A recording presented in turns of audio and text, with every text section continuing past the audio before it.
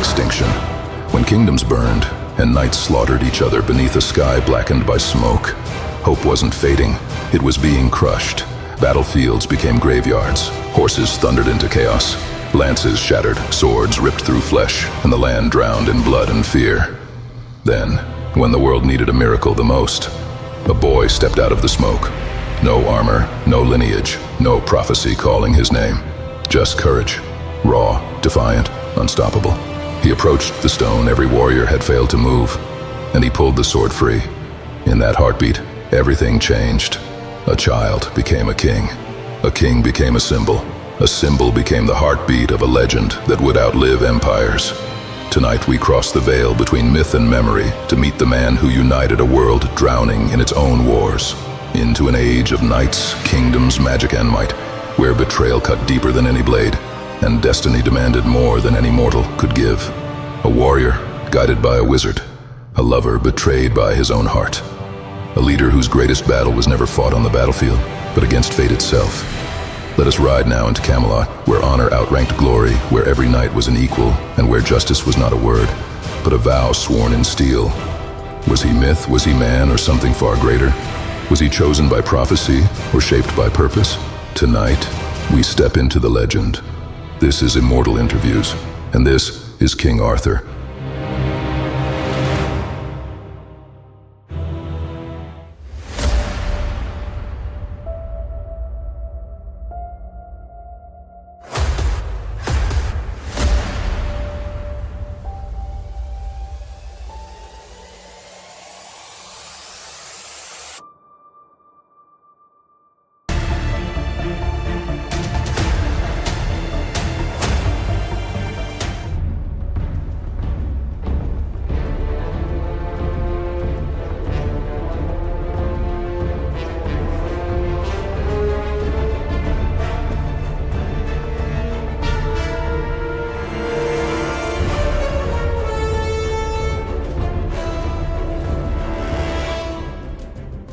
Welcome, traveler.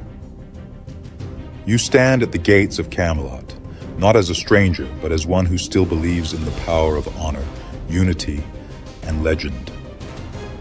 I am Arthur, and today I open these gates not in command, but in friendship. Come, step inside these walls where stone meets story, where knights rose not for conquest, but for a code. Here, beneath these towers, truth was spoken at a round table, and no man stood above another. You've journeyed far, through time, through myth, through memory, but you are welcome here, truly. Let me show you not just the kingdom, but the heart behind it. Ask what you must, for tonight, you're not merely a guest of Camelot. You are part of its story.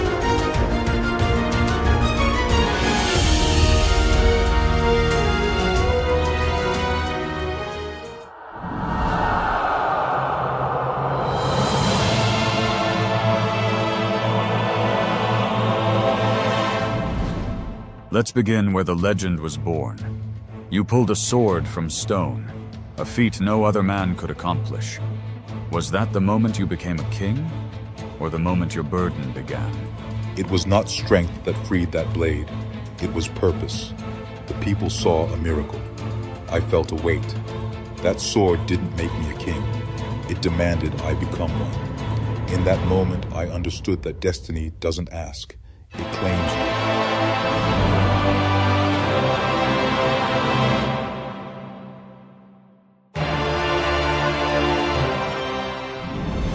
Excalibur, a blade that lives in legend. Was it truly enchanted, or did its power lie in the one who wielded it? Excalibur was more than a weapon. It was a covenant. It did not blaze with magic. It burned with responsibility. Its power came not from sorcery, but from the honor of the hand that held it. And I held it with both pride and fear.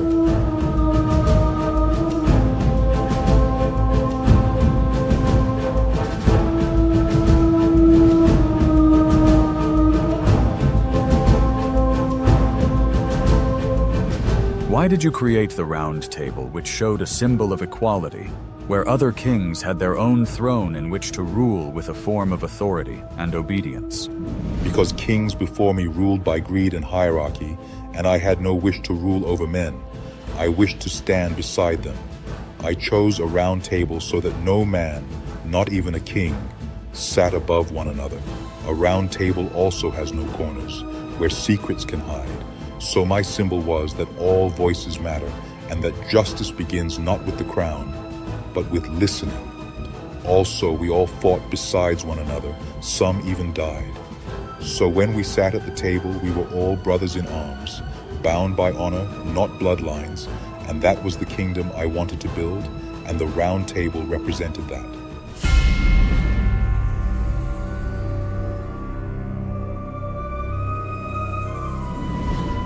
What was the greatest challenge of being a king? The crown weighs heavier than the sword. It is one thing to win a war, it is another to hold a kingdom together. But being a king cost me more than I ever expected, and to hold a kingdom together, you must sometimes break your own heart and watch your closest friends fall beside you in the heat of battle. I also watched betrayals bloom, but as a king I had to carry on as if your soul does not bleed. That is the crown's true weight. You have to care about your people more than you care about yourself, and every choice I made risked betrayal, bloodshed, or failure. But I made them still, because a true king must.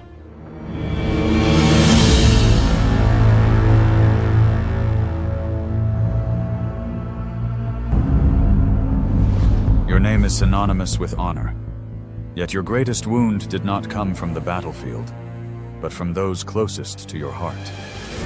History speaks of Queen Guinevere and Sir Lancelot, two souls bound by love, but bound also to you. Tell us, what truly broke Camelot? It was not the love that destroyed us, it was the silence. Lancelot, my most trusted knight, a brother in arms, and Guinevere, not just my queen, but the light in my darkest nights. What passed between them, I do not deny it. I felt the betrayal, yes.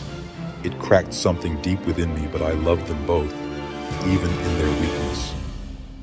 What shattered Camelot was not a kiss in the shadows, but it was the storm that followed. Whispers became swords, loyalty became suspicion, and I was forced to choose between love and law. A kingdom cannot survive with a fractured throne. I carried the wound, not out of vengeance, but because I believed a king must bleed quietly for the sake of his people. So, no, I do not hate them. I mourn what we lost, and I forgive them, because the heart, like the sword, is forged in fire, and sometimes you cannot change what fate has done.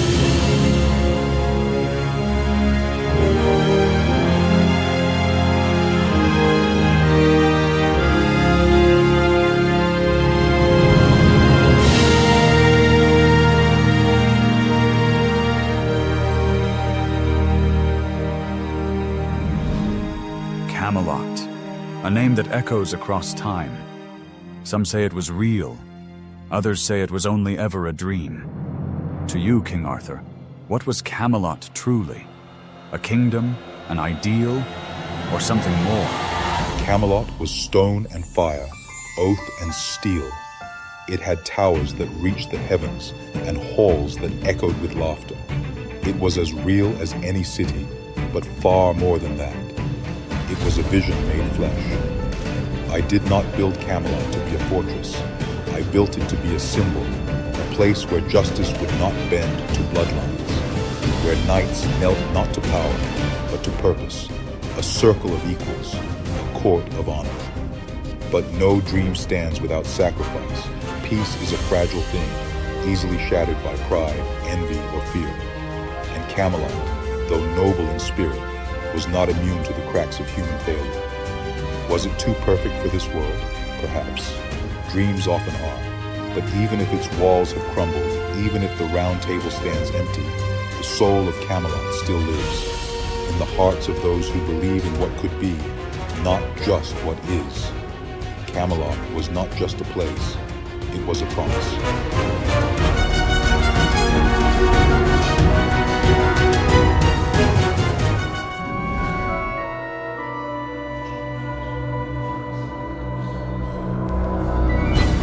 Every great king has a guide, and yours was Merlin, a figure wrapped in shadow and prophecy. Who was he to you, truly? He was not simply a wizard, he was my mirror. He saw the man beneath the myth and the storm behind the crown. Merlin didn't just prepare me for battle, he prepared me for sacrifice. Without him, there would be no Arthur, only a boy with a sword.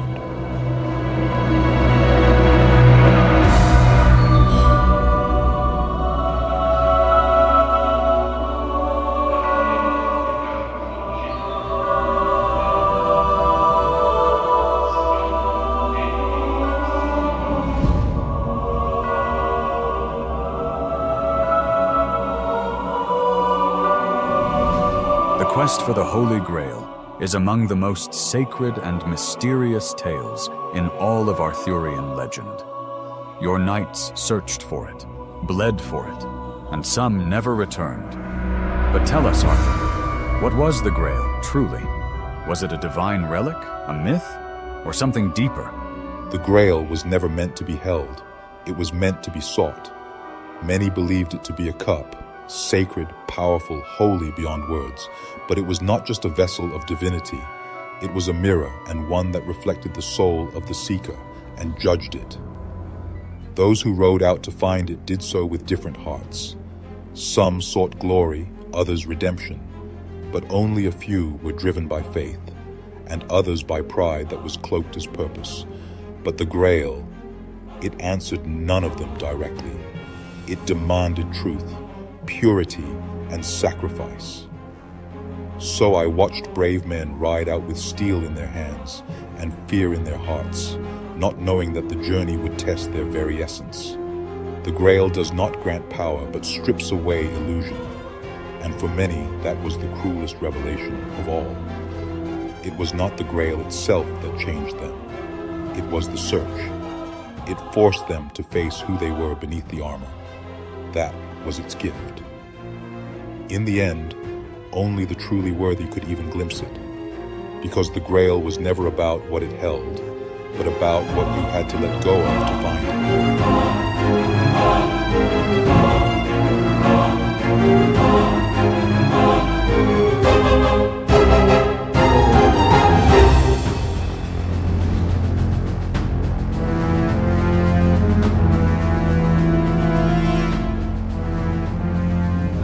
You fell at Camelot. Your blood stained the battlefield. And yet your story did not end there. Some say you died. Others say you merely departed. Tell us, Arthur, what truly became some future king. I remember the cold steel, the roar of men, the silence that followed. I fell, yes, but not in defeat. I fell in fulfillment. The Battle of Camelot was not my end. It was the closing of a chapter written long before my birth. And when the sword slipped from my hand and the sky darkened over my kingdom, I did not walk into death. I was carried to Avalon. Avalon is not a land marked on maps. It is a realm of healing, of stillness. There, time does not pass as it does in your world. There, wounds fade, but memories remain sharp as the sword I once held. The bards speak of my return, not as prophecy, but as promise. When the world is torn by division, when honor is a whisper lost in the winds of chaos, I will ride again, not for conquest, not for vengeance, but for unity. Because I was never just a king of Britain, I was a keeper of ideals, and ideals do not die. They sleep, waiting.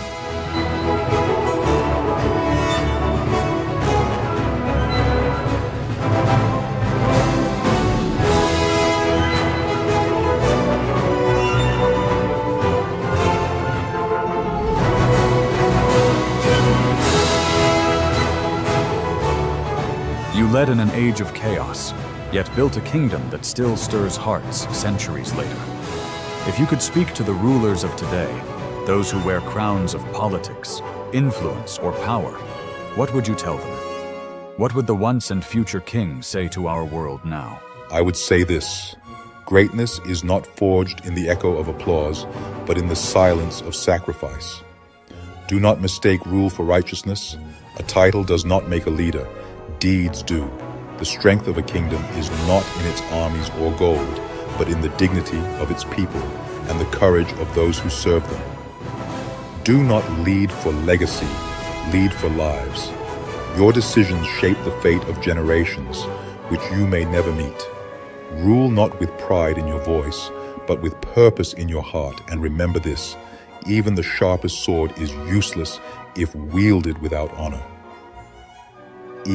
Even the highest throne is hollow if built on fear instead of trust. The world does not need more rulers.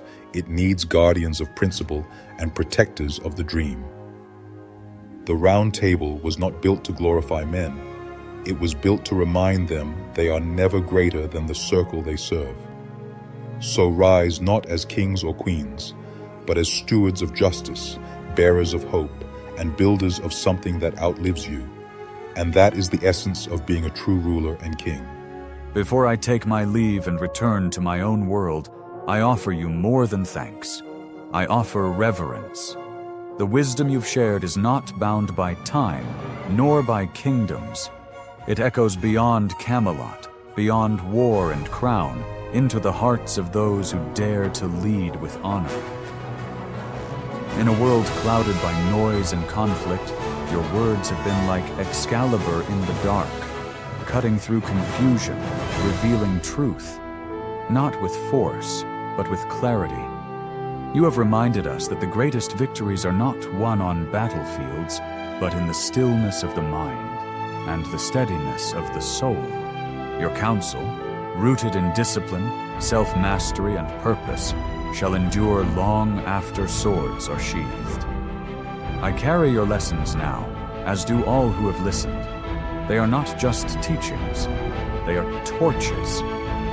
May your wisdom never fade, and may those who walk the path of the warrior always find your words as their compass, until fate allows our paths to cross once more, in another time, another tale.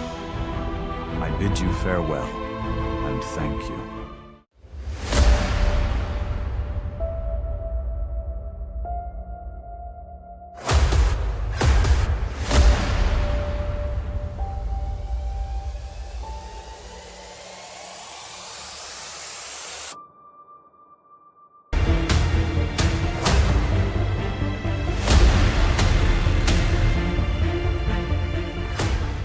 Tonight, we did not just speak with a king. We stood before a symbol. A man forged in prophecy, but remembered for principle.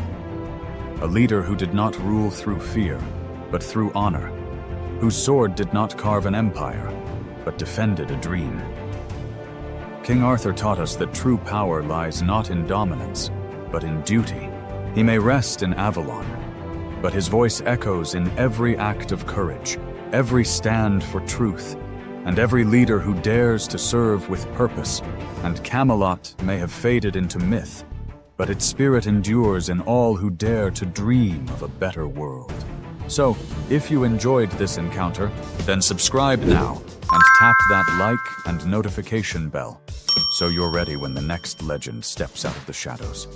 See you in the next episode.